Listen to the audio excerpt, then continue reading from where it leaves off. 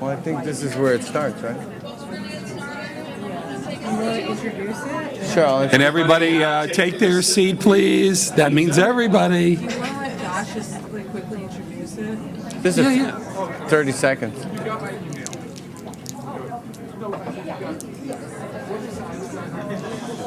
If I had a gavel, I'd be hitting the gavel into order now. So come on. We still have a lot of people to testify.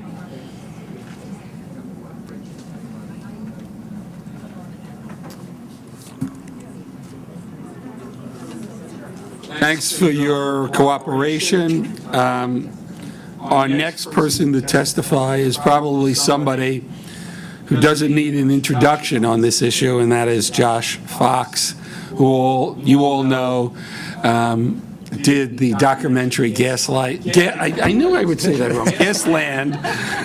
Oh, the Gaslight is a great movie also. Gasland, which has been nominated for many awards and an Emmy, I think. Correct? Yeah. We certainly would not be at this stage if it wasn't for you. So I turn it over to you. Thank you so much, Senator Avella. I am so appreciative of you doing this, bringing attention to the DEC's collusion with the gas industry. I think is one of the most important things that could happen. And of course, I am very, very honored to be here. I always appreciate the hearings where I can testify rather than be led away in handcuffs. So that's If that ever happens, we're probably going to go out together in handcuffs. It's nice to have a little bit of film screening also here. So I wanted to show an excerpt from The Sky is Pink, which is, I'm terming it an emergency short film to deal with the situation in New York State. As you know, Governor Cuomo has said he wants to have science, not emotion, guide his decision on hydrofracking. So I recently had been given a number of documents from the gas industry themselves, their own science that they conducted over a period of decades, which shows that they know very well that their wells are leaking and that they have catastrophic rates of well failure. So the quote from The Sky is Pink, I think we'll hear why it's called The Sky is Pink in a second from Councilman from Pittsburgh, Doug Shields, and I think I'll just let it roll for about 4 minutes and then go into the specifically the documents that I want to present.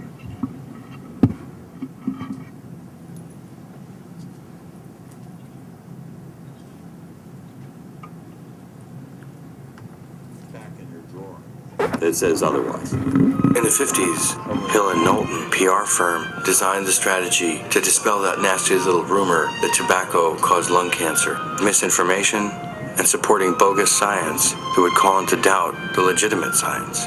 The American Natural Gas Association hired Hill and Knowlton in 2009 as their PR firm. All of a sudden, ads were everywhere. They even bought my name on Google. Naomi Oreskes, author of the book Merchants of Doubt, traced disinformation campaigns from big tobacco all the way up to climate change.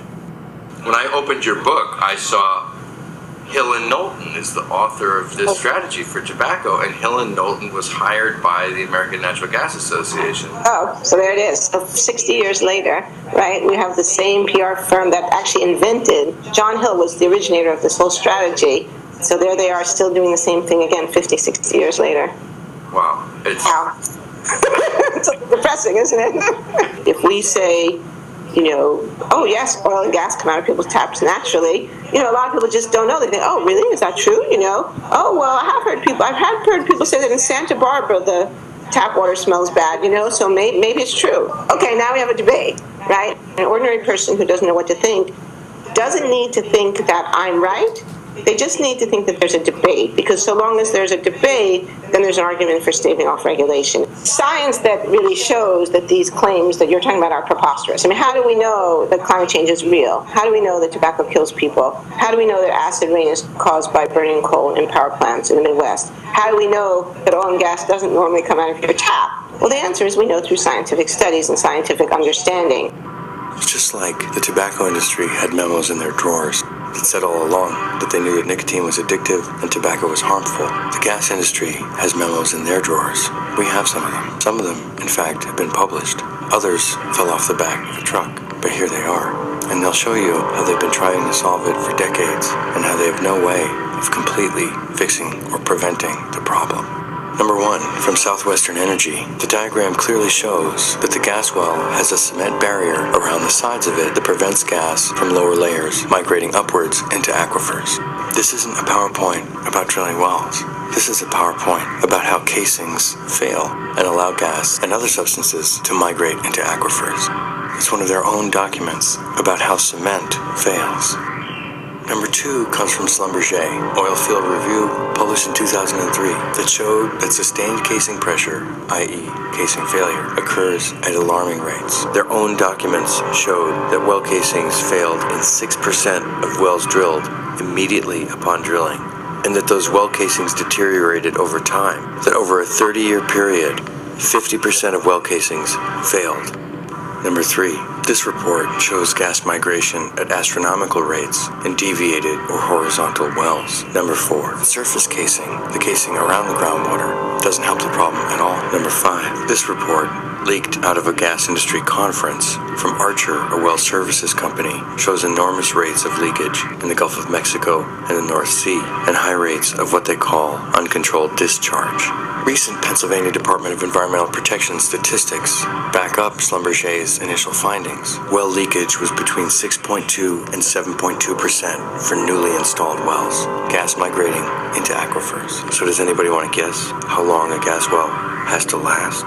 Not to produce gas, but to do its other function of protecting the groundwater from underground sources of chemicals and gas that could migrate. I'll give you a hint. It begins with an F, forever. These well casings and these gas wells have to last forever, or else they pose an immediate and constant risk to groundwater. So what about Mike Markham? Let's go a little bit further into that. Well,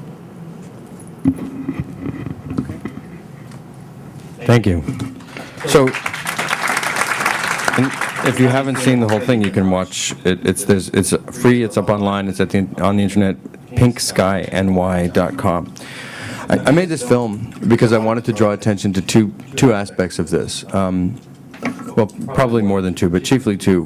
One is that not only does the gas industry know full well that their wells are leaking, and that the phenomenon of flammable water or of chemicals in water can be traced back to, at least in some instances, right, their cement casing problem. And I brought the documents that are featured in the film to you with a sort of request. Here you can see the Southwestern Energy PowerPoint, which shows the leaking through the casing, some of the statistics from Archer. And this report from Schlumberger, and Schlumberger, as you probably know, is the #1 fracking company in the world. And this chart on page 2 of why gas wells leak, that shows this unbelievable rate of failure, 6% immediately upon drilling and then 50% over a 30-year period. That means that in a single generation, half of the gas wells will fail, and that you're talking about rampant contamination, both gas migrating and the potential for other substances migrating as well into aquifers. So what you're doing here, and the gas industry doesn't like, to admit these kinds of things because their priorities are not about protecting people or water, is you're trading water and the long-term health of the area for their profits, essentially, is what's happening.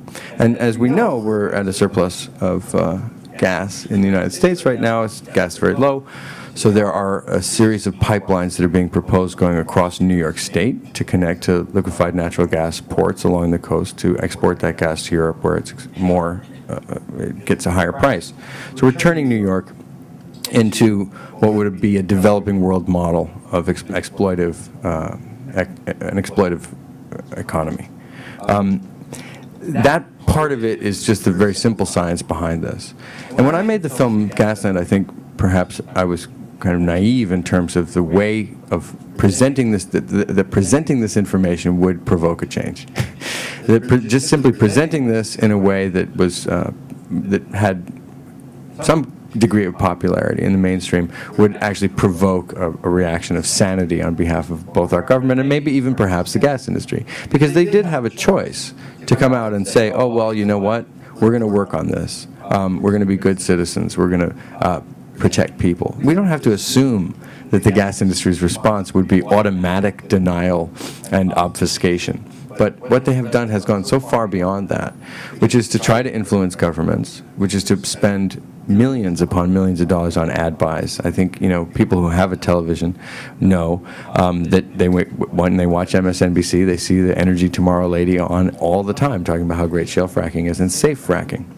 And if you look at this, and you look at the history, you realize that there is no such thing as safe fracking. It's not possible. In the same way that there is no safe cigarette.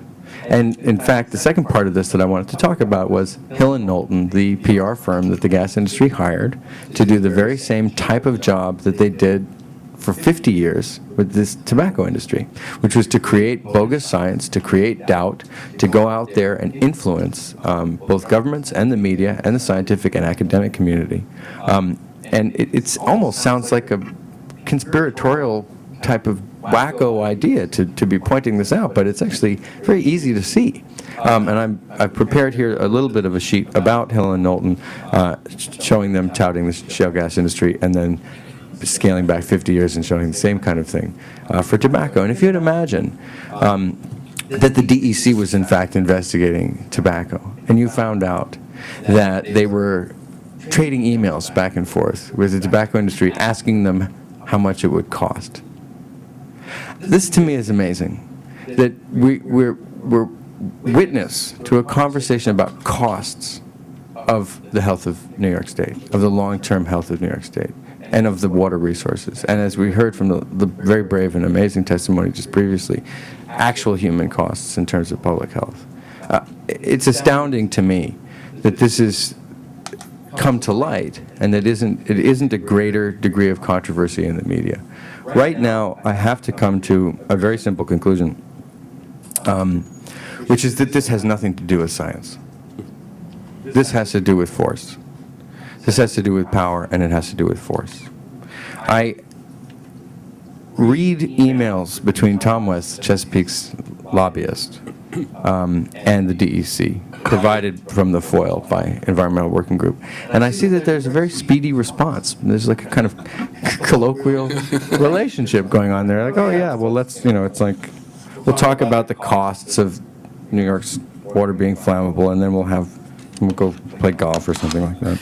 And I at the last hearing I brought this up, that every several months we email Governor Cuomo, the DEC, and Joe Martens with a list of 25 very technical questions, not unlike the kinds of questions that were answered with great speed between DEC and the gas industry.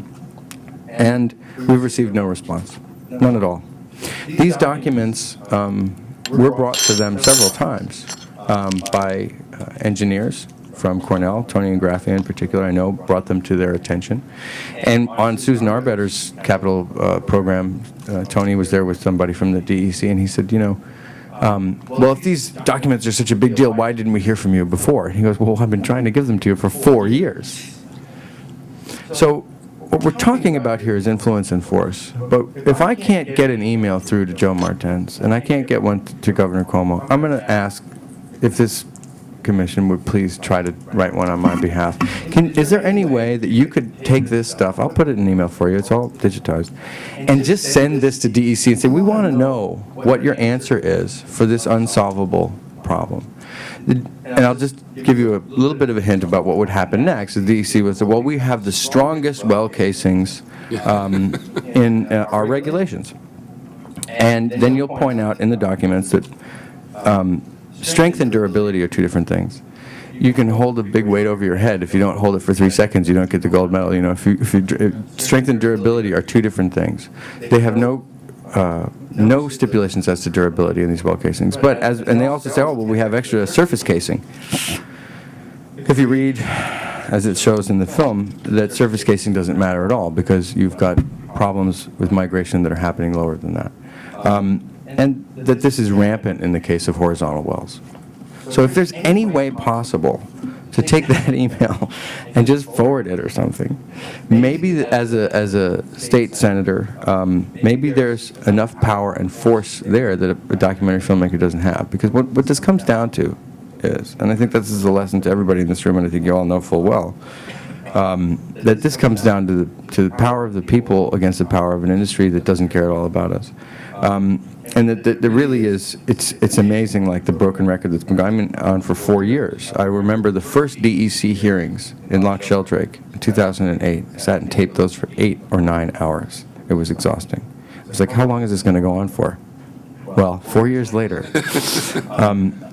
My point is that it's time to call this and show this for what it is. And the only way, the best way that I can think of to do it is the industry's own documents, their own science, which I have here, and I'm happy to give them to you, and the questions that relate to that. So that's really the end of my testimony today.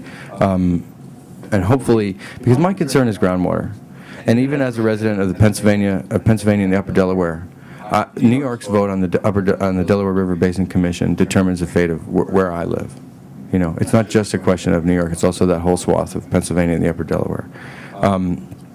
So this pertains particularly to me as a member of a frontline community, but also in terms of 15, 16 million people who depend on that water, not just in New York, but downstream.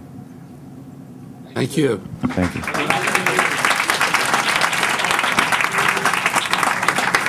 I was probably going to mention this at the end, but I think your testimony was very apropos. I'm going to challenge the governor to meet with us. Thank you. And you and some of the experts to actually sit down and talk about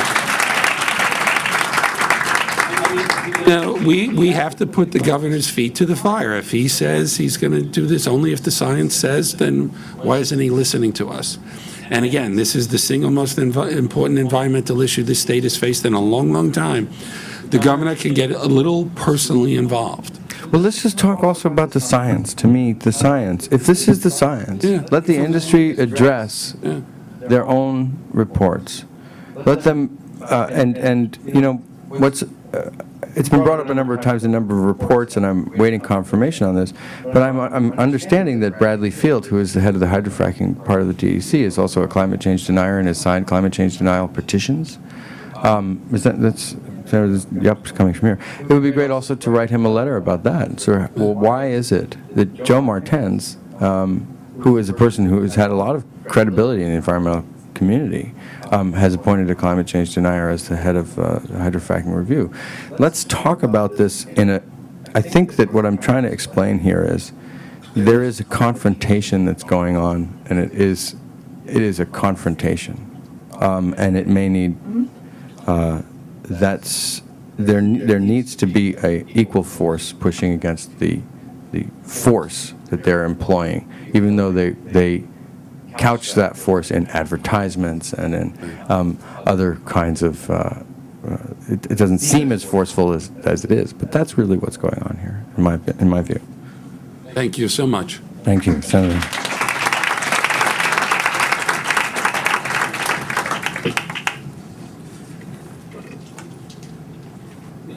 Yeah, I'll take it. The next panel is Mary Ann Sullivan and Jeff Zimmerman.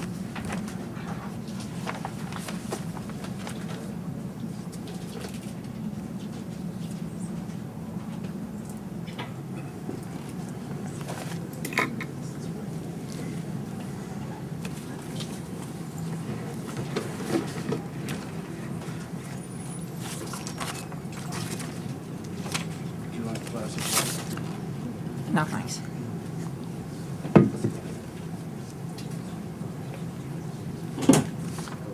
want me to go first? Yes, I do.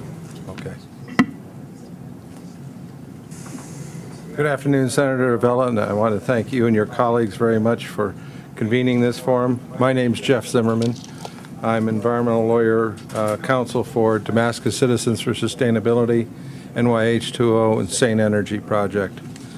The issue I wanted to bring up today, Senator Perkins brought up earlier in the opening remarks, is not about the wastes from the process, the fracking itself, the failure of casings, et cetera, all of which are very, very important issues, as you've mentioned or stressed in these hearings. The issue I want to bring up today is about the product. The result of all of this development is the natural gas. And the key issue that I want to focus attention on that DEC has not paid any attention to is radon in the natural gas. Now, radon is an inert, noble gas. It doesn't react with anything. It is produced only by the radioactive decay of thorium, radium, and uranium. It cannot be destroyed by burning. It will not chemically react with anything else.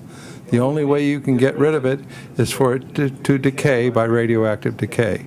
If that happens when it's inside your body, because the primary route of ingestion of radon gas is by inhalation, if that happens when it's inside your body, then you produce cancer. EPA estimates that 21,000 cancer deaths per year occur across the country from exposure to radon. Radon exposure is the leading cause of lung cancer among non-smokers. Now, the level of radon in all shale gas contains radon to one degree or another. The more organic material that's in the shale, it seems to be the greater concentration of uranium, thorium, and radium, which are the base materials that will produce the radon in the gas. The Marcellus Shale happens to be some of the highest organic content shale, the darkest shale, of any of the deposits in the United States. We have very, very few data points. Industry has not provided any information, and I stress this, any information about radioactivity levels in the gas to New York State DEC that we're aware of. It's certainly not in the public record. Nor have they provided that information to the consumers of the gas here in New York City.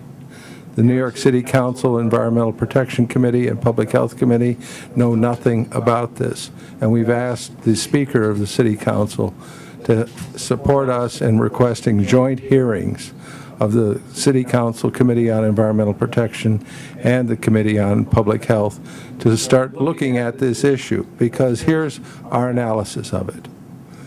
And I'm not a health physicist, let me put that to rest, but as a physics major undergraduate, I began looking at uranium issues, and I've worked on uranium issues my entire 35-year legal career at one point or another in the process. The gas that currently is being consumed in New York City in kitchens and apartments across the city primarily comes from the Texas-Louisiana Gulf Coast, which is some of the lowest native radioactivity level gas that we'll find anywhere. When it leaves the wellhead in the Gulf Coast, the radioactivity level of radon is about 5 picocuries to maybe 10 picocuries per liter. Don't worry about the units, just worry about the numbers. It decays with a half-life of somewhat under 4 days, 3.83 days. So in 3.83 days, half of the level will be there that was there at the beginning. It takes about 6 to 8 days, depending on the particular pipeline route that is followed, for that gas to get from the Gulf Coast to New York City.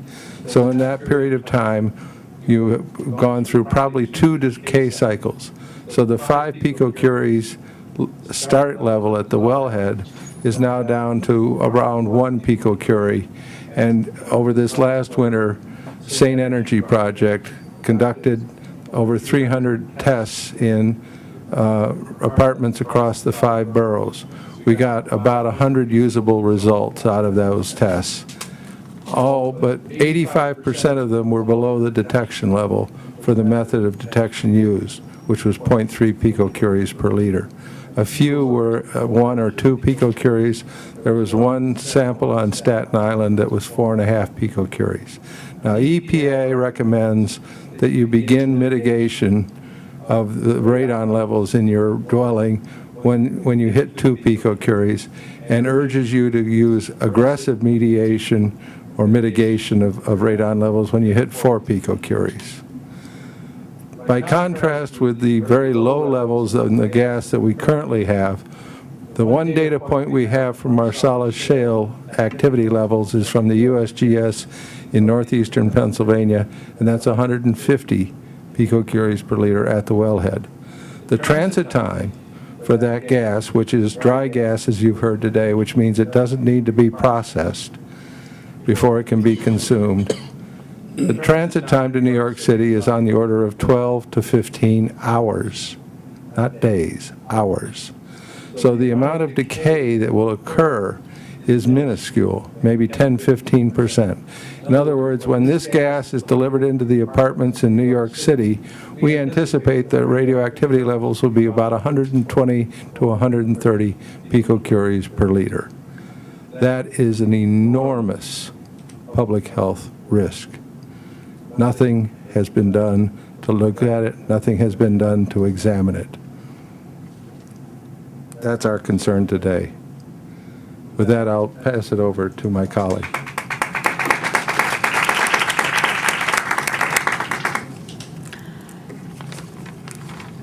Wow. What a piece of information.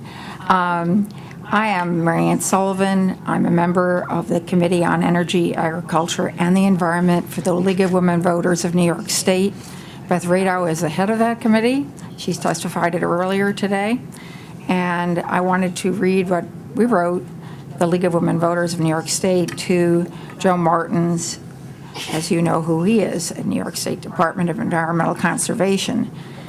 And it has to do with the uranium primarily, but let us begin with the beginning. I want to reiterate that on June 27, 2012, the Times-Union reported that emails obtained under the Freedom of Information Act by the Environmental Working Group revealed that the Council for DEC provided to counsel to the oil and gas industry the exclusive opportunity to preview and comment on regulations for hydraulic fracturing before they were released to the public.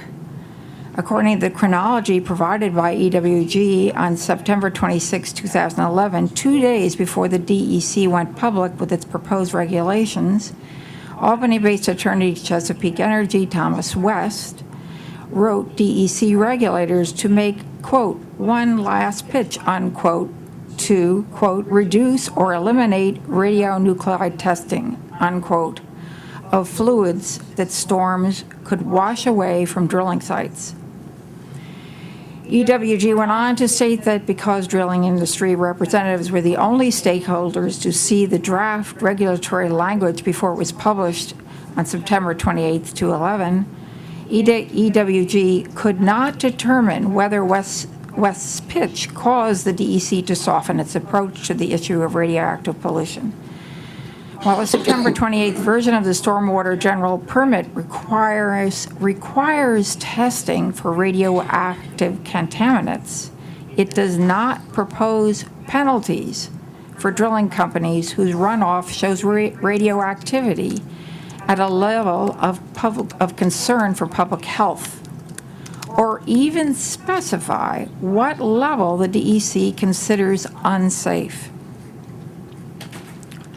On June 2011, the League of Women Voters of New York State sent a letter to the DEC, a copy of which is attached, supplementing its comments to the draft SGICE submitted on December 20, 2009, to reflect the results of a study reported on October 25, 2010 by the University of Buffalo, reporting that researchers found hydraulic fracturing also causes uranium, a naturally occurring radionuclide that is naturally trapped inside Marcellus Shale to be released, raising additional environmental concerns.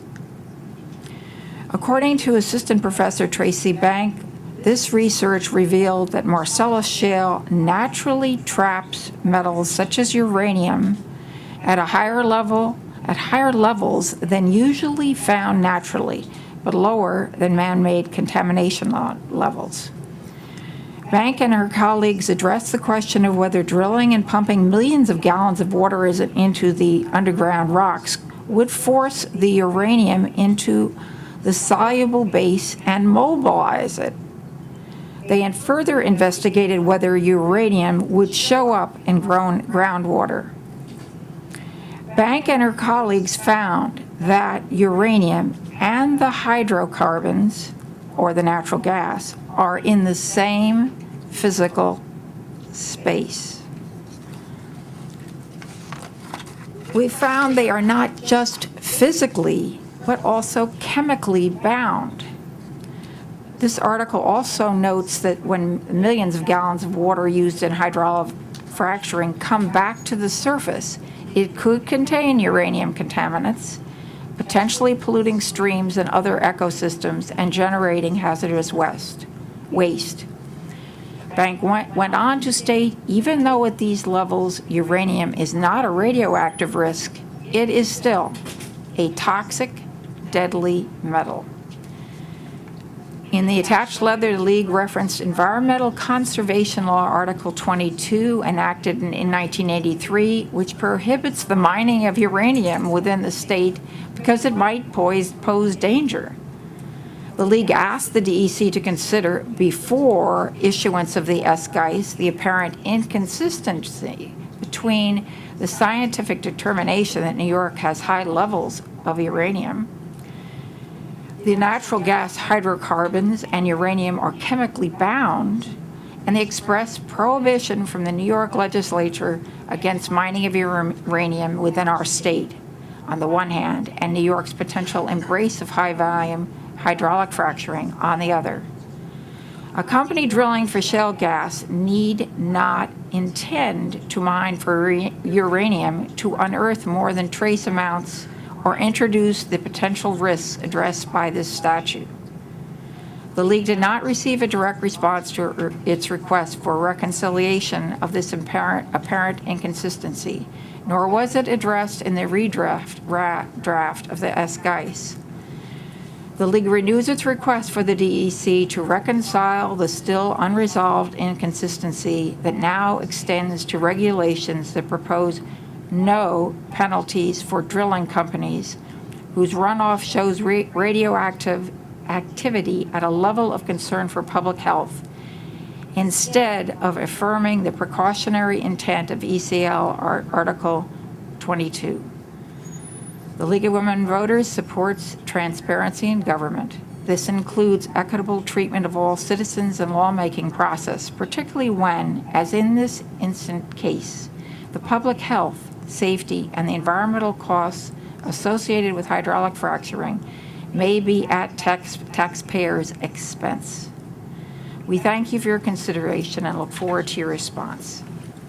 We have had no response. Okay, this is for you. Copies of your testimony, especially to Jeff. I gave them to Rebecca. I'm going to give it to Rebecca, but I don't. Thanks for your testimony. Again, you brought up a very good, interesting issue as part of this overall problem. And I wasn't aware of the concentrations until you mentioned them. Well, it's an issue that isn't going to go away until the radon goes away, and it's not going away any other way than radioactive decay. And if we don't look at this, we're going to see a dramatic change in the lung cancer levels in the city. Now, fortunately, this Marcellus gas isn't getting to the city yet, but the pipelines are being constructed now, the interconnections are being now, that is going to bring this gas to this marketplace. And because it's the closest marketplace, it's going to be natural for this to be expanding in the gas supply of the New York City. Mayor Bloomberg wants to replace fuel oil with natural gas in order to reduce asthma in the city. A great idea, but let's not replace it with radioactive natural gas that's going to cause lung cancer. Thank you. Thank you.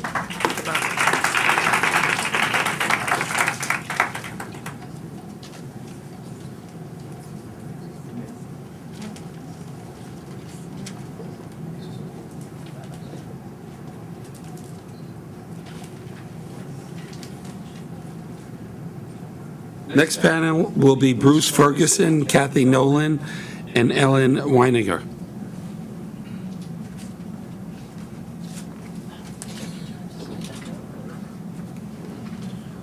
We have 3 more panels, plus 6 people have requested to speak. So we only...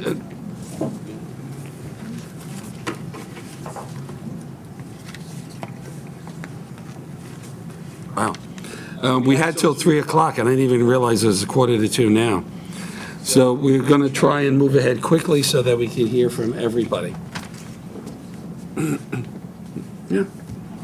Start.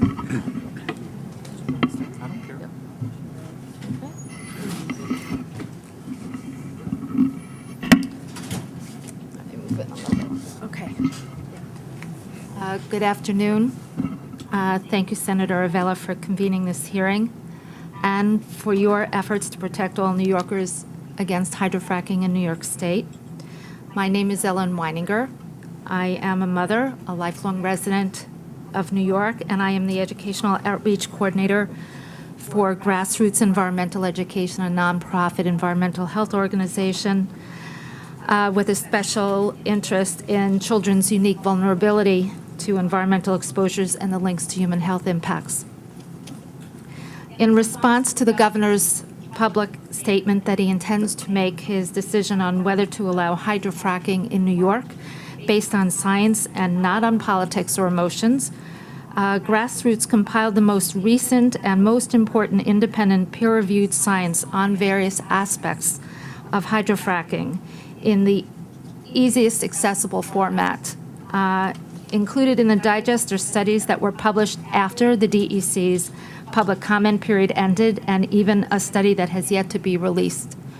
There was an emphasis on providing the governor with studies on human health impacts, since no review of potential health impacts was conducted by the Department of Health, and no health impact assessment was included in the DEC's SGICE.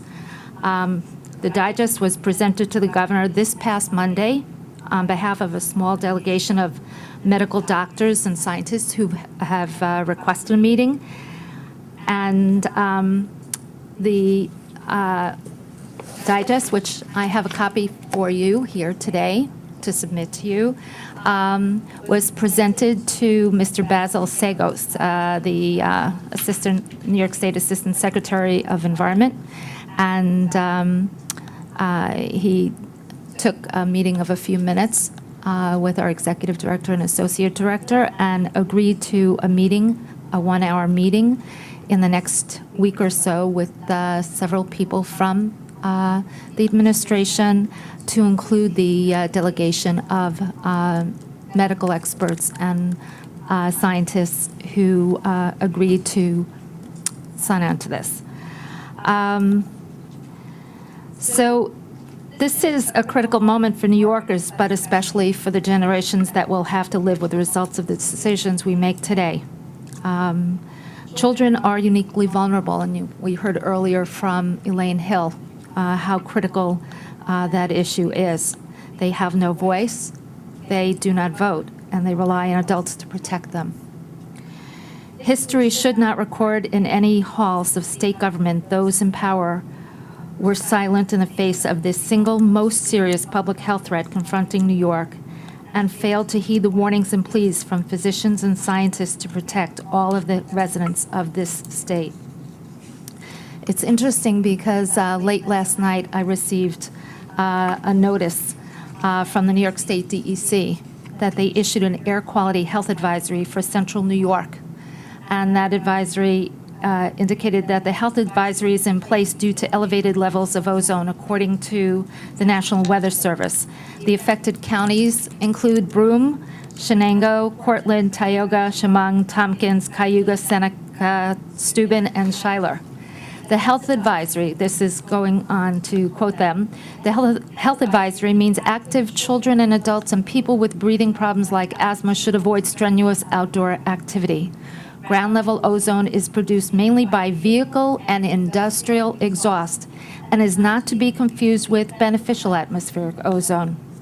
Hot weather and intense sunlight react with ground level ozone, leading to breathing difficulties outdoors, according to this DEC advisory. So why are they not making the connection?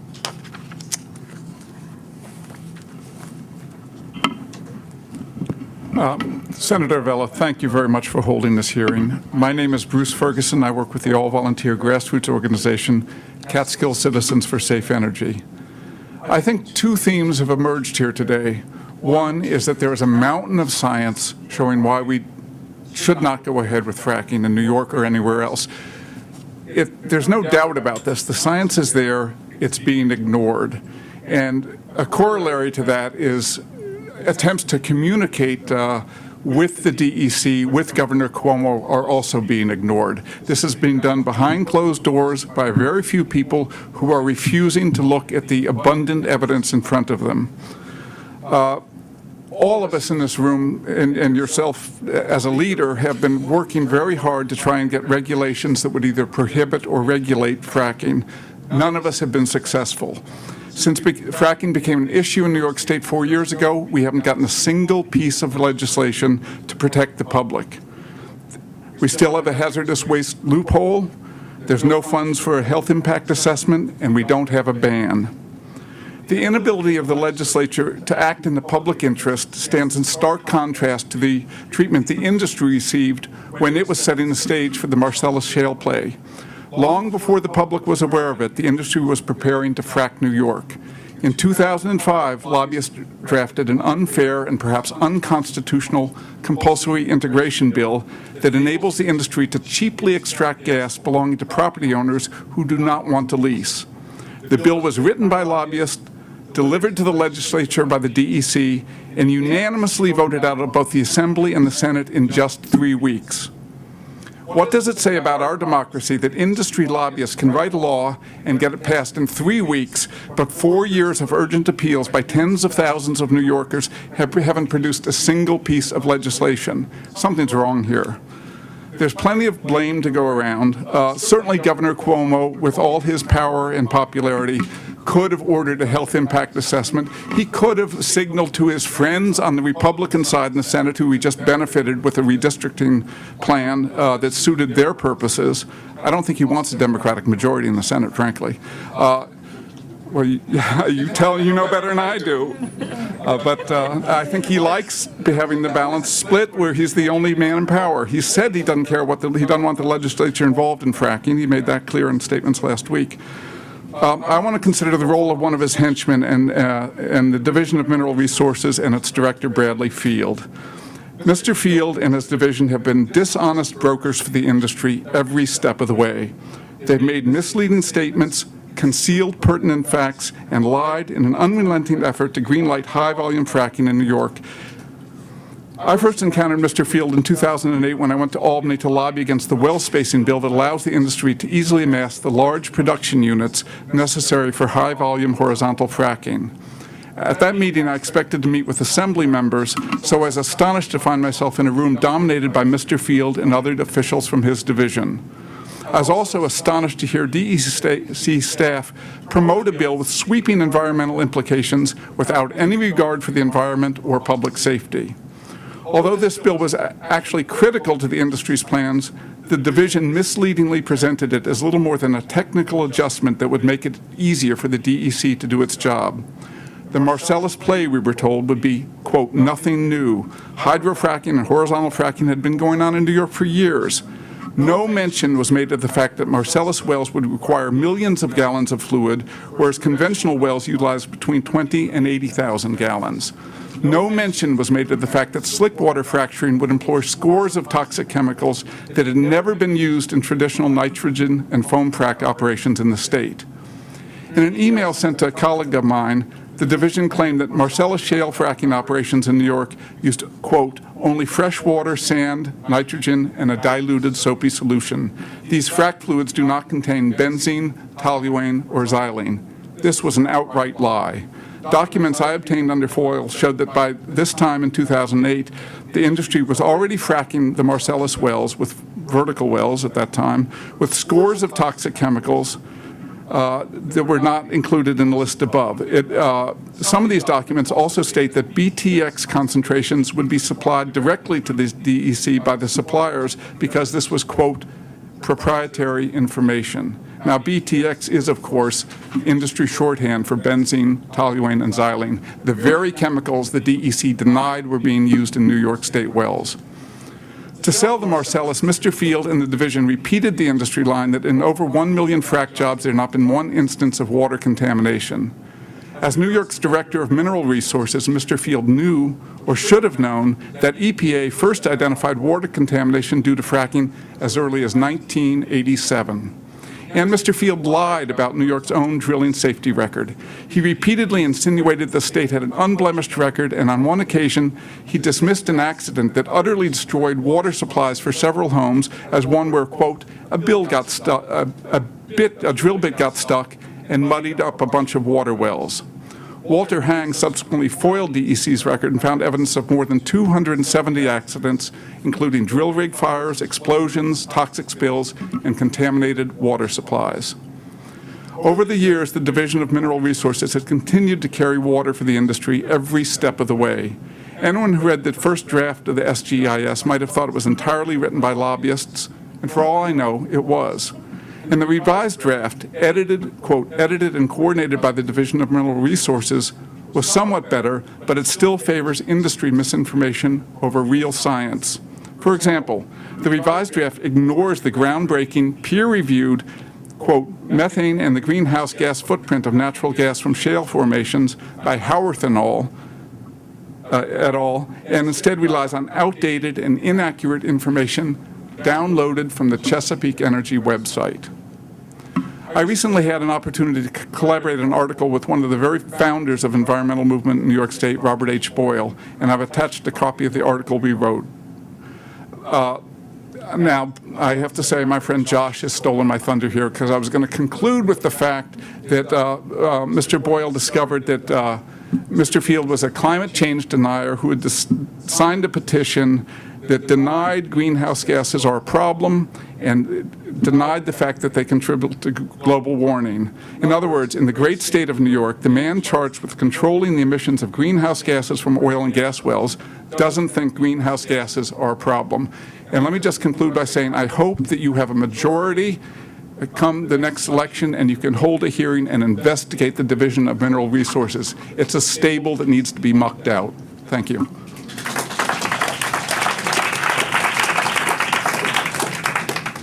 Thank you.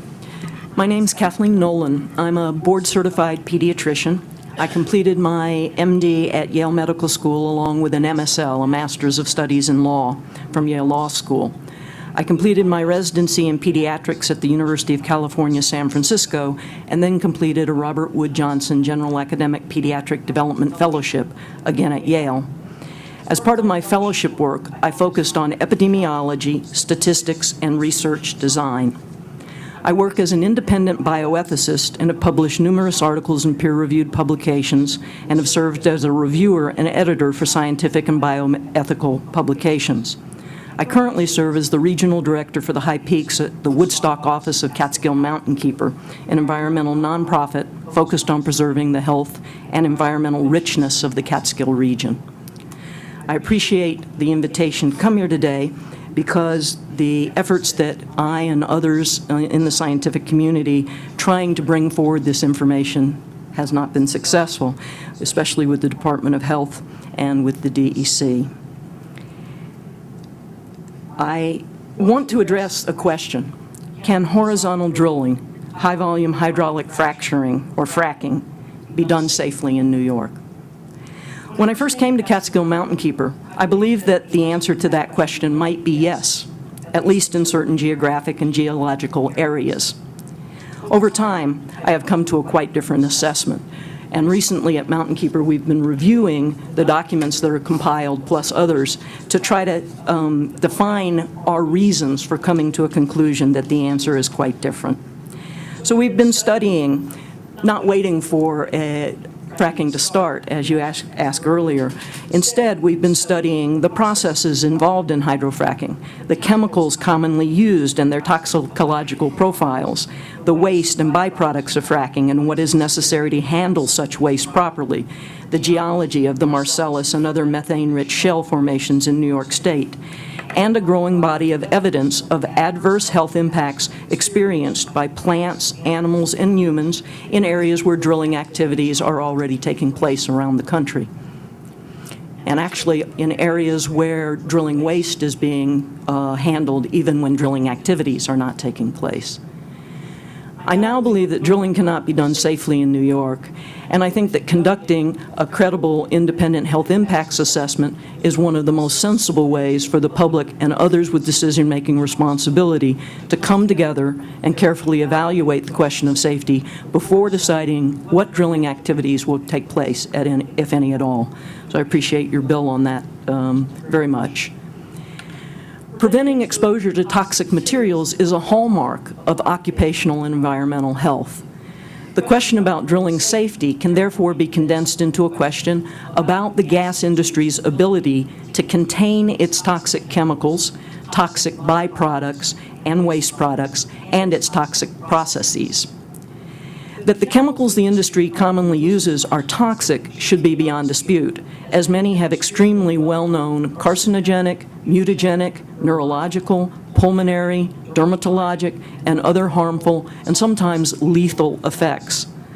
Fracking's byproducts and waste products are even more dangerous, as silica, radiation, and heavy metals are added to the mix, in addition to the methane gas itself and smog-inducing compounds that are generally released at drilling sites, along pipelines and via transport of natural gas. Can these compounds be contained or somehow neutralized? I can find no credible indication that they can, even with the best of available regulations and enforcement. At every stage of the fracking process, pathways for contamination open up, and the primary response from the gas industry to date has been to seek exemption from responsibility before contamination occurs and its resulting illnesses appear. Existing and proposed regulations in New York do not adequately address the following predictable health consequences of horizontal drilling that a thorough and fair health impacts analysis could confirm and begin to quantify and address. First, silicosis, skin and eye irritations, asthma, and cardiopulmonary diseases, possibly accompanied by serious cognitive impairments, especially in children and in the elderly, will result from airborne contaminants and air pollution related to site preparation, truck traffic, and compressor stations, and all will increase as the intensity of drilling operations increase. 2. Vehicular accidents and accidents with heavy equipment will injure and kill workers and other drivers, as well as release toxins into the environment, potentially ruining both adjacent land and waterways. 3. Well casings will fail, 6% immediately, and eventually all, and will rarely be detected as having failed, creating pathways for contamination of superficial aquifers and an explosive hazard at well pads and nearby homes. 4. Wastewater and other drilling waste will be released either intentionally under so-called beneficial use permits that allow application of fracking fluids on roadways and fields, or through permits for wastewater handling that authorize release of fracking waste into streams and rivers following inadequate treatment, or unintentionally through leaks, spills, and leaching from containment ponds and landfills. 5. Carcinogenic and mutagenic contaminants from deep sites will migrate through natural and induced faults and fractures and via failed wellbore sealant materials, slowly in most cases, into near and distant superficial aquifers and waterways, leading to birth defects, diseases, and death, both immediately and with delayed onset, in plants, microbes, and animals, as well as in humans. 6. Natural and drilling-related earthquake activities will further exacerbate the difficulty of containing the harmful effects of the drilling activities. 7. Use of radiation-rich methane will generate increases in lead poisoning and lung cancer, and methane-induced climate change will cause additional illness, injury, and death. 8. Communities will be industrialized, resulting in a range of related illnesses and social and psychological disturbances. And 9. Many of the adverse health impacts caused by drilling will be either distant from drilling sites or delayed in onset, or both, making them difficult to diagnose, difficult to quantify, and difficult to prove to be etiologically related to drilling activities, especially in individual cases. So if the gas industry is unwilling or unable to contain its contaminants, what recourse do citizens have in order to protect themselves and their children? Most of those slated to be exposed to these contaminants live in residential or agriculturally zoned areas, chosen as good places to raise crops and bring up children, and often visited by people from around the globe as attractive destinations for travel and recreation. Very rarely will highly industrialized activities of drilling actually take place in areas zoned as commercial or industrial. The targeting of the Marcellus, Utica, and other shale formations for gas development in New York State comes long after the settling of these areas and the subsequent growth of farms, small towns, and large urban centers. If left unprotected, the only recourse for children and families when drilling activities come into such areas is therefore to move out, if moving is possible. Are mitigations available? If so, these would be identified in a carefully conducted health impacts assessment. Unfortunately, the available literature and the documented experience of fracking in other countries and other states suggests to me that some elements of the horizontal drilling process carry with them risks that are unavoidable, at least with currently available technology. If this is the case and the inherent and potential life-threatening dangers of fracking can be known in advance of these activities taking place in New York State, I believe we have a moral imperative to conduct the studies and analysis that will allow us to avoid those dangers, even if that means avoiding the activities altogether. So I again offer you my thanks. I thank all the other presenters as well. And I'd like to comment in relation to Ms. Hill's work that we have also had reported to us at Catskill Mountain Keeper incident reports of birth defects. We have tried to follow up on those reports and have found that the official registries, both from the CDC and in New York State, have approximately a 5-year lag time in terms of actually compiling and reporting the birth defects that are occurring. So in addition to everything else that I've reported here, there would be that lag time if we don't change how we're screening and reporting these health findings.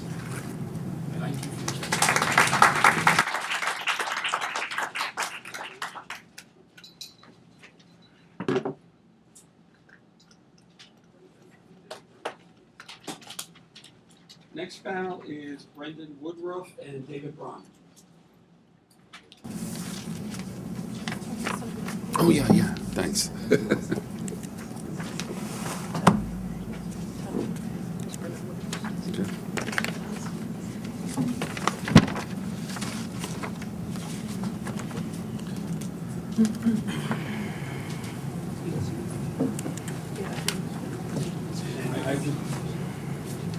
I would just remind everybody we have 2 more panels plus 6 individuals, and we have to finish by 3. Great, let's do it. If everybody can be concise. And I know you've all waited a long time to testify, too. I appreciate that. Good afternoon. My name is Brendan Woodruff. I'm the Hydrofracking campaign organizer for the New York Public Interest Research Group. NYPIRG is New York State's largest nonpartisan, student-directed research and advocacy organization with an emphasis on environmental preservation, consumer protection, government accountability, transparency in government, and social justice. Our primary focus in nearly 40 years of work has been to ensure that there is an open process to promote the integrity of policymaking and decisions so that New Yorkers can have confidence in their government. One of the most pressing issues facing New Yorkers today is the prospect of having high-volume horizontal hydrofracturing, better known as fracking, in the state. We believe this controversial natural gas extraction method proposed for the Marcellus Shale and other low-permeable gas reservoirs carries a potentially huge public health and environmental price tag that should not be ignored by the state. Since the last time I testified before the Senate Democratic Conference in April about our concerns with this drilling method, the following have taken place. A Chesapeake Energy well near Douglas, Wyoming had a blowout and methane leak that led to the evacuation of 67 people. A 30-foot geyser of water and methane shot out of the ground near multiple fracking well pads in Tioga County, Pennsylvania. Drilling muds and lubricants leaked into a creek in Fayette County, Pennsylvania. 4,700 gallons of hydrochloric acid spilled at a fracking site in Leroy Township in Bradford County, Pennsylvania. This is the same town where a Chesapeake Energy well suffered a blowout in April of 2011. And most recently, an explosion took place at a well site in Bolivar, Ohio on Monday that led to the death of one. You can see the pattern here. These incidents serve as a reminder that fracking is an inherently dirty, unsafe industrial process.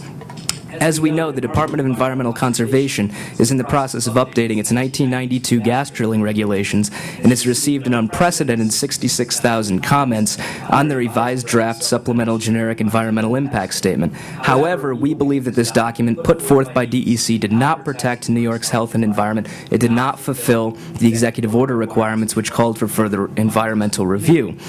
While we would think the serious flaws of the SGICE itself should be enough to conclude that it should be withdrawn, we were astounded to learn of the recent revelation of emails that demonstrate that DEC gave unequal access to the gas industry while in the process of creating this document.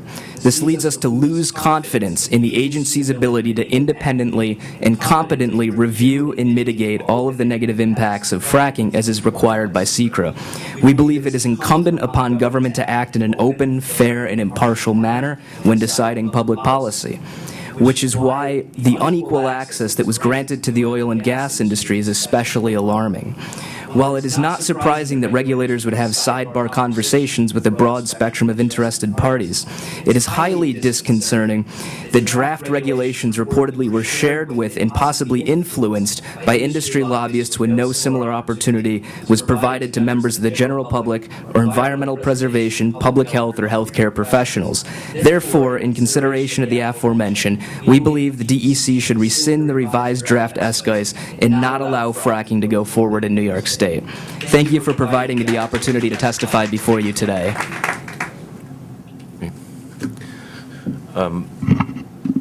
Good afternoon, Senator Avella. Thank you so much for holding this forum. My name is David Braun. I'm the president of United for Action, and I'm a lead organizer for the coalition of over 130 organizations, New Yorkers Against Fracking. Thank you very much for hosting this forum, exploring the collusion between the DEC and the gas industry. These email exchanges uncovered by the FOIL documents from Environmental Working Group, while not terribly surprising, are confirmation of an internal dialogue and cozy relationship between an industry that has time and time again proved itself to be bad actors, and the governmental watchdogs that are charged with looking after the best interests of the citizens and the environment. Contrary to the claims of Governor Cuomo of letting the science lead the decision to permit fracking, we have time and time again heard experts such as the ones who have testified here today and are represented in the letter referenced by Dr. Steingraber to Governor Cuomo, which is signed by 269 scientists, doctors, and other medical professionals, expressing their concerns that the science is not in support of this practice. In fact, they tell us there is very much to be concerned about. Here's a quote from the letter in reference to the SGICE. To the contrary, we, the undersigned members of the scientific and medical communities, have continuously provided facts, logic, science, and information about fracking throughout the 4-year review process. We have shared our research findings, summarized evidence, submitted hundreds of comments, and provided oral and written testimony. The problem is not the lack of scientific discourse. The problem is that the voice of science is not being heard. Again, that's 269 scientists and doctors and other medical professionals speaking. Unfortunately, it seems that the governor and the DEC are not listening to the science. And now with these new revelations of collusion, we are getting a small window as to why that is. And while the governor may not be listening, the people are. My organization represents 10,000 members here in the New York City area. However, there are hundreds of thousands of citizens from a variety of different backgrounds and interests who are expressing serious concerns about the myriad of problems and dangers associated with hydrofracking. Because of the alarm created by these scientists and doctors, advocates have taken a number of steps to try to keep New York State safe from these dangers. In June, we hosted call days where 5,000 people called Governor Cuomo's office in a single day and asked him to ban fracking. In May, we delivered 200,000 petitions to ban fracking to Governor Cuomo's office. In December of last year, hundreds of people, thousands of people, 2,000 in New York City alone, turned out to the DEC hearings to express their opposition to fracking. 67,000 comments were filed in the yes guys, most of them in opposition to fracking or critical of the document. The response? Nothing. Meetings? None. The people, like scientists, are not being heard. So now we have a dilemma. If the scientists are not being heard, and the people are not being heard, who is being heard? In one of the email exchanges between Steve Russo and Tom West that was uncovered by the Environmental Working Group, Tom West warns Steve Russo about the vocal participation at a hearing for the SPECTA pipeline and tells him to take that into account when moving forward with the DEC hearings. What was West warning Russo about? At the SPECTA hearings, where I was present with a good number of other community members, testimony was given by a wide variety of individuals, including a representative from the borough president's office, other elected officials' offices, community members, experts, etc. So what is the problem? Isn't citizen participation what hearings are for? Since when does citizen participation become a disruption? I believe it's probably more of a disruption towards business interests than anything. At that meeting, we had about 300 community members, all opposed the pipeline. FERC approved it anyway. Based on the information we are hearing today, there are a great number of things to be concerned about. The Environmental Working Group report calls into question the integrity of the whole process and exposes a major threat to public health. With the process, which is proving to be dangerous as fracking is, why are we being asked to weigh in on regulations? Clearly, we should be first asking the question, is fracking safe and should we do it? There is a powerful movement that is following and listening to the science. And not only are we listening, we are also speaking. We are speaking out. We will not be deterred and intend to make sure that the rights of all people to clean water, air, food, and land are respected. We will not abide the ruination of our state. Thank you for holding this forum. Thank you, gentlemen.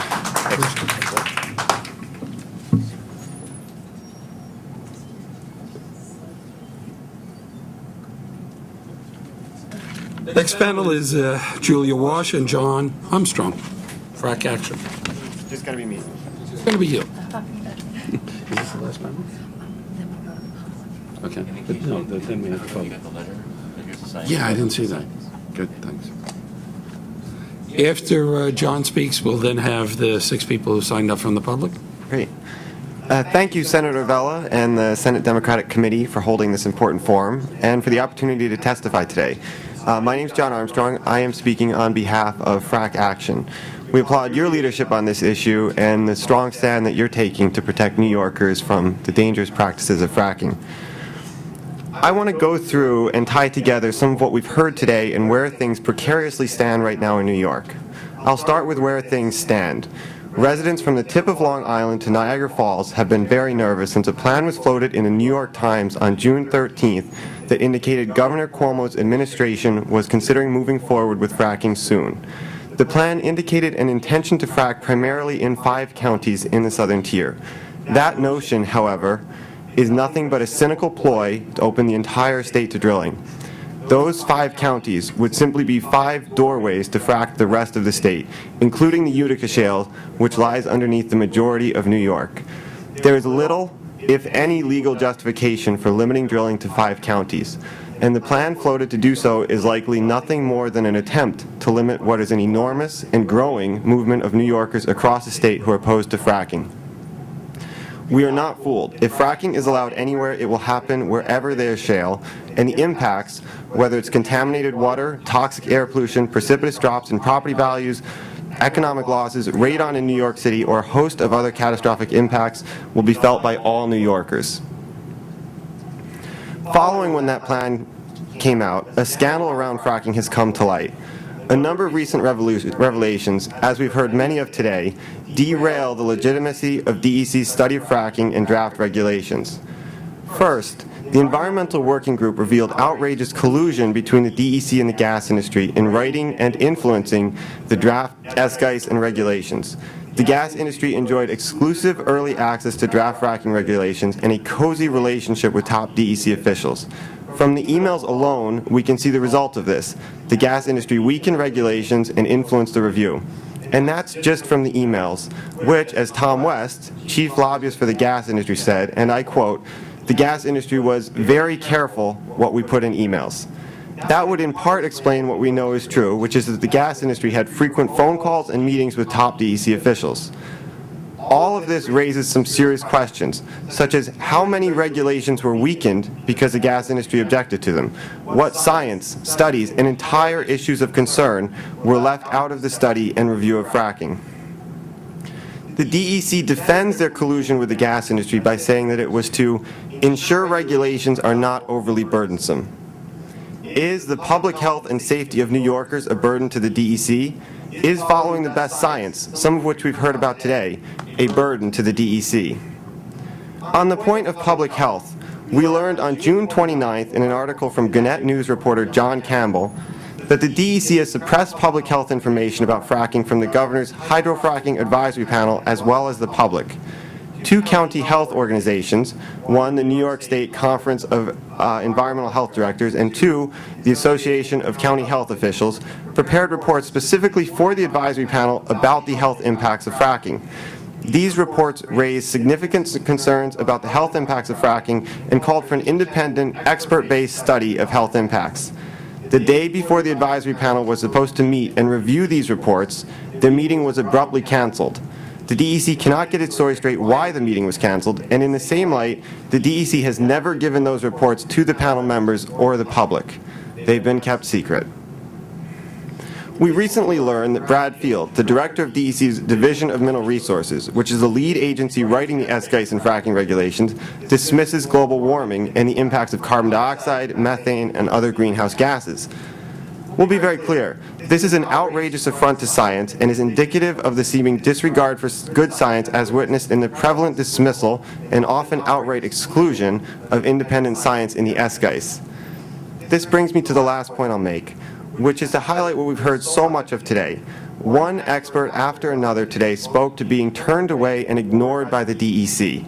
They spoke of the DEC leaving out theirs and other independent research and evidence on fracking's impacts. Whereas the gas industry has had the red carpet rolled out for them by top DEC officials, independent scientists and health professionals have been met only with a locked door. In closing, it's clear that the public can have absolutely no faith in the process, the DEC study, the current SGICE, and proposed regulations. The SGICE must be withdrawn, and New York needs to start over with transparent and independent reviews of environmental, economic, and health studies that accompany any new draft of the SGICE. Thank you very much.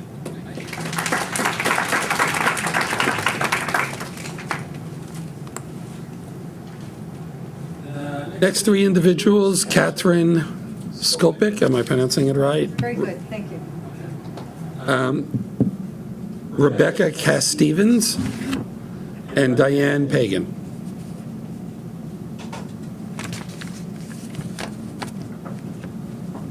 Thank you, Senator Avella.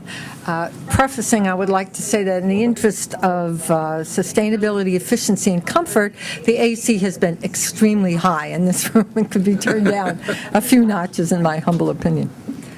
My name is Catherine Skopik, and I'm chair of the Environmental Task Force of the Congregation of St. Saviour within the Cathedral Church of St. John the Divine and one of the founding members of Renew New York.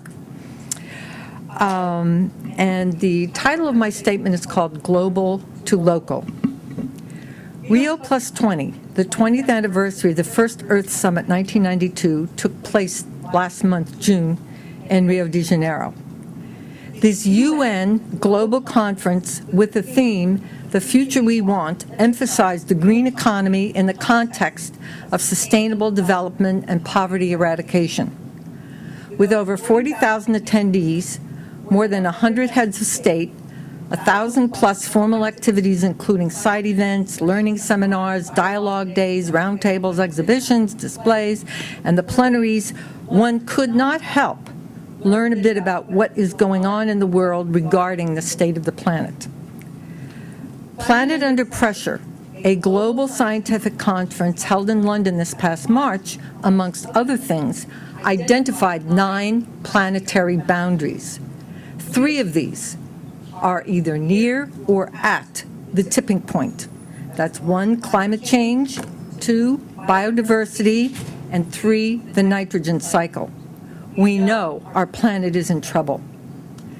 Bill McKibben and James Hansen have identified 350 parts per million CO2 as a number we have to get back down to from our present 394 parts per million to prevent further worsening of the global warming. Maud Barlow, in her book, Blue Covenant, and I recommend this book to everyone, identifies the water crisis as significant as global warming and in full force in many sections of the world and looming large for all countries in the near future as the planet is running out of accessible, clean water.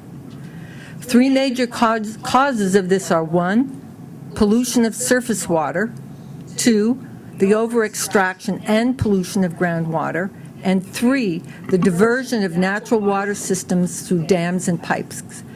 As we have increasingly less and less accessible clean water, the clean water we do have becomes more and more precious. To frack each well in the horizontal natural gas hydraulic fracturing process, thousands of gallons of water are needed. And not just 1, but hundreds of well pads are in the offing that would utilize hundreds of thousands of gallons of fresh water. To these thousands of gallons of water, as we've heard today, and as most people here know, sand and hundreds of chemicals are added, most of these carcinogenic. As the shale formations deep below the surface of the earth where the gas is located naturally contain radon, as we've also heard today, the frack water that returns to the surface of the earth not only retains all those chemicals, but is now also radioactive. None of these chemicals or radioactivity can be removed by any treatment system or technology. Where will this toxic frack wastewater be placed?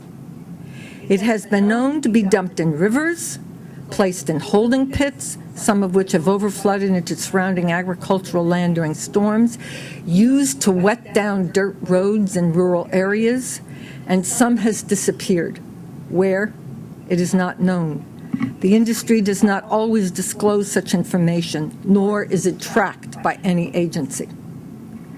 And by the way, I encourage you, and third the motion, to go ahead with that meeting with Governor Cuomo and Josh and all the experts who were here today, because I think it's essential, and I applaud you for making that suggestion. And another issue that hasn't been brought up today is that although it doesn't last as long, unburned methane escaping into the atmosphere is anywhere between 25 and 73 times more greenhouse gas producing than a CO2. Scientific empirical evidence from states where fracking has been done shows the health impacts of this process to be disastrous, also as we've heard today, causing immune disruptor diseases, lung disease, cancers, and more. And we've also heard evidence of the over 250 physicians in the state who have called for an impact study before any decision is made. A seismic study has been called for, as drilling is known to cause earthquakes. An economic impact study for all regions of the state has been called for. And instead of these studies being conducted to protect our people, plants, animals, water, land, air, and ecosystems, the DEC apparently has co-opted the process and joined with the gas industry, as we've also heard. So not only could we lose our clean water, land, air, and health, we are losing our democracy. I and the people I represent call for this corrupted process to be proclaimed null and void, and for an independent process to be instituted immediately. As an individual and citizen, I call for a return to our democracy. To the people belongs the decision. Thank you. I'll be very brief. My name's Rebecca Cass-Stevens. I'm a retired accountant. I used to practice here in New York City. I live in Binghamton, which is in Broome County, one of the 5 southern tier counties, and I will cut right to it. I am aware that certainly, well, Governor Cuomo said that if some towns or villages say that they are frack friendly, then they would be considered for this idea that he has. And Binghamton has voted to not allow it in Binghamton city limits. Okay, Colesville is to the east of us. A woman I know in Colesville said that she was appalled to find out the next day that a town meeting had been held and that there was a vote taken and they voted to allow to be fracking friendly in Colesville, and nobody knew it was happening except a very few people. Also, it was rather late in the evening. It was not on the agenda. So that's not, if you hear that there are towns or villages that are friendly to fracking, I would be very skeptical. Certainly in Colesville's case, it is just not true. Well, I'm glad you mentioned that, because when I was, as I mentioned at the beginning of the hearing, I was upstate yesterday, and there was a local paper saying that the Afton City Council voted to support it. And yet I was talking to people from there, and they were like, they didn't know about it either. No, so it may very well be that the powers to be are now going to try and push some last-minute votes in these 5 counties to try and justify. No, not to let know Yeah. that it's happening. Right. Interrupting. Yeah. I'm glad you mentioned that. Thank you. Hi, and thanks a lot for holding this. It's really it's setting a good example for the governor. My name is Diane Page, and I am a social worker in. I'm from New York City, and I've done social work with very low-income people in New York City. But I also had the opportunity to live in Delaware County last year and be a social services caseworker in Delaware County, and. The perspective that I want to bring to all this is that I noticed something in my time at Delaware County working with poor children, which is basically that despite the poverty, and there is, I would say, a good 19,000 residents out of the 45,000 in Delaware County are either very close to the poverty line or way below it. I would say that there are certain things that poor children have in rural upstate New York that makes it possible for them to meet some kind of standard where their basic needs are met, and they can thrive despite a lot of hardship. One of the things that they have is astounding, pristine natural environments to play in. Even the very poor, that I went to visit as a caseworker, had beautiful places to play. They have the capacity to grow their own food because there's beautiful, pristine land around them, as poor as they may be, and they also have pristine water.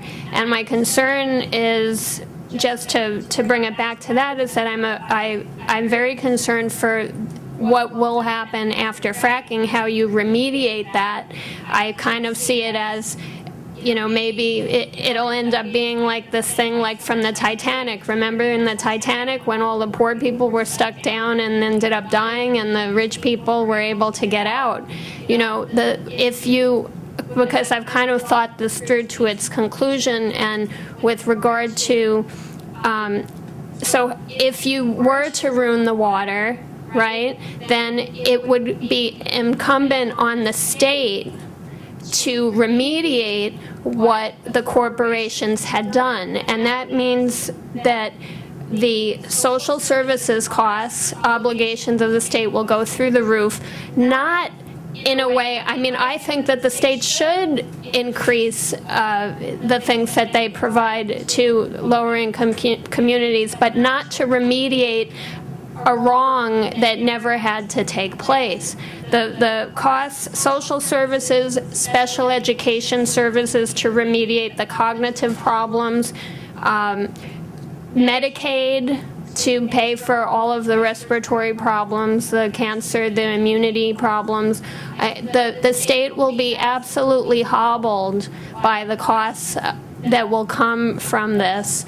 And it's so unnecessary that if we plan properly. So I just wanted to inject a little bit of what I think has to be remembered, which is that in any of this, of course, we'll all suffer, but the people who are going to suffer the most are the kids, and don't take away from the children in rural environments really the only great wealth that they have at this time. And of course, that's not even going into what could happen to the children in New York City. So thank you. Thank you. Last panel, Jessica Roff, is it R-O-F-F? William Houston, Danielle Gerard, and Adele, is it Brenda? Okay.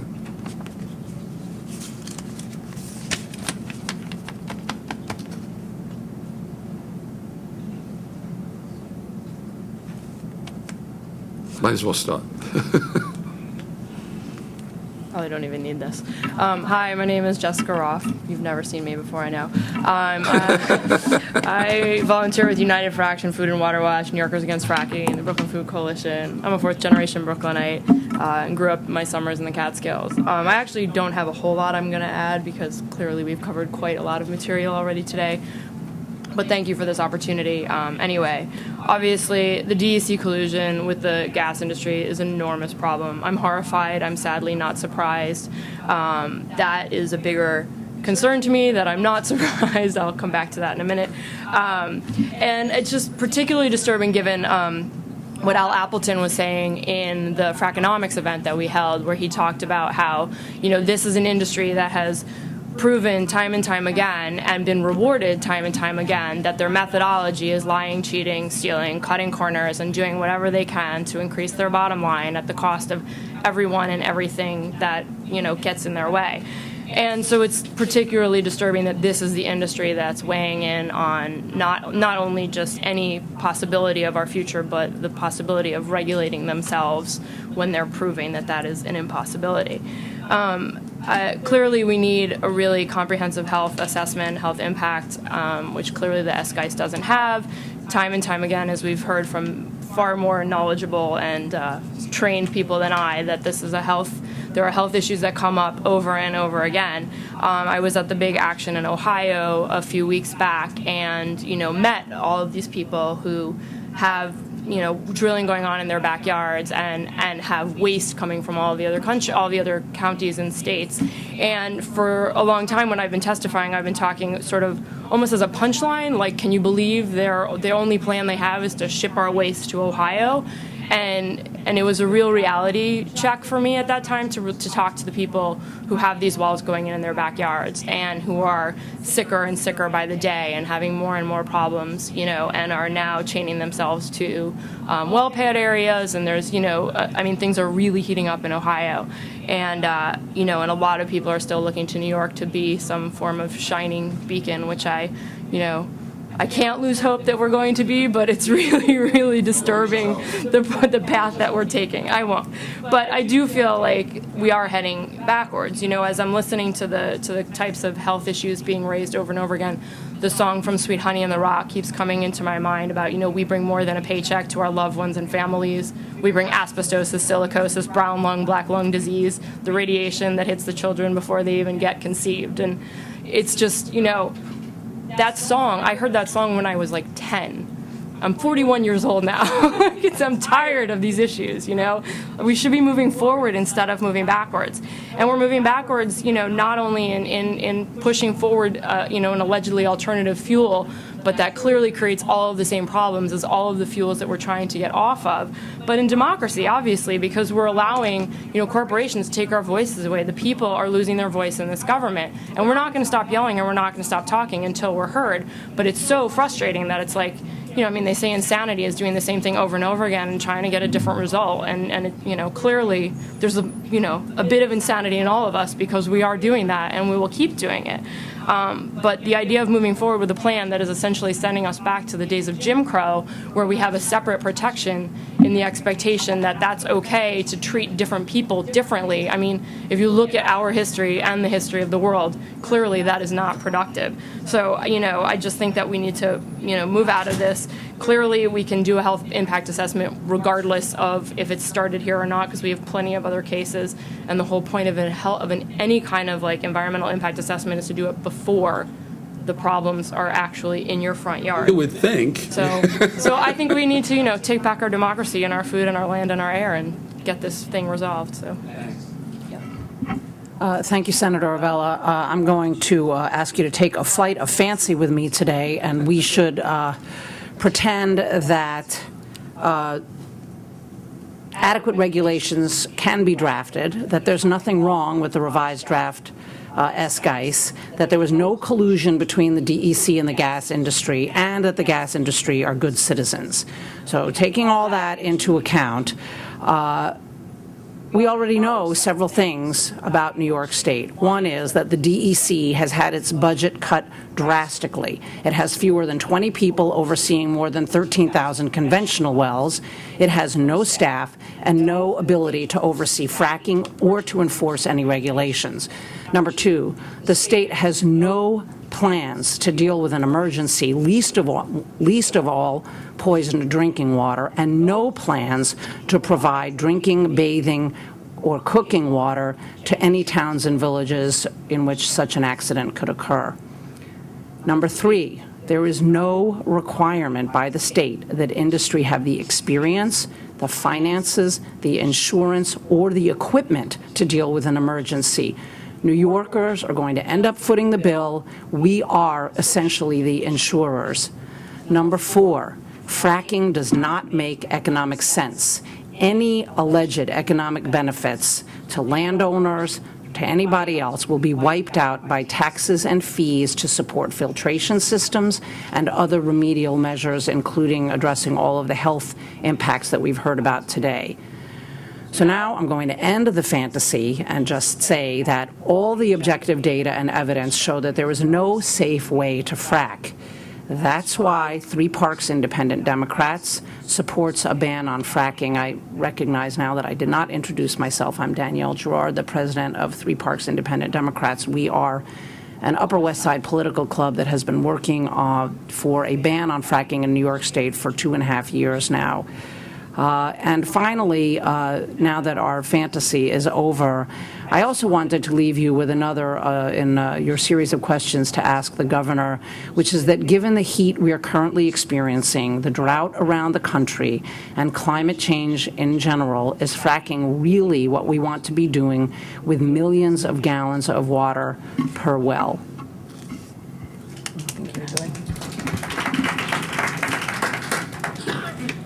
Good afternoon, Senator Avella and the staff, and I thank you for holding this important hearing. And I think this fracking is really a slap in the face of nature, and that's just what it is. The fracking also, I wonder if it causes trauma. Does it cause trauma that could affect even the nuclear plant that we have upstate? Sure. So this is another issue that I think we should address. I would wish that the nuclear plant wasn't there, but since it is, I know, but I'm saying that since it is there, is this fracking, the pounding, is it going to have any negative effect on that? I mean, we're going to have enough problems with the fracking and with our water, and once the water has been contaminated, you can't go back. So these are the issues that I am addressing, and I am part of that chopped liver brigade, and I'm also a member of the Gray Panthers. Thank you. Thank you. In summary, sort of thank everybody that's come to testify today, especially everybody who came from the very beginning. We've been here for 5 hours. It doesn't seem like that long, actually, at least from my perspective. The battle goes on. And when I was actually in the city council, when was it, 2009? 2009, when I introduced a resolution urging the state legislature to ban hydrofracking. I had no idea that it would take my election to the state senate to introduce the legislation in Albany. I have seen the development of a huge grassroots effort all over this state in the past few years.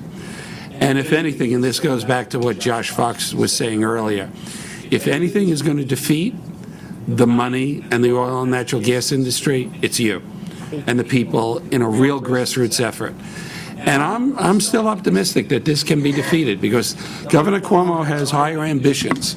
And I've said publicly, if the governor allows hydrofracking in this state, he owns it. And then when that first contamination situation occurs, and we all know they will, those presidential ambitions are going to are going to go bye-bye. So what we have to do is make sure that the governor finally understands that when we go to the voting booth, this is an issue that we are going to vote on one way or the other. Thank you all for coming. Thank you.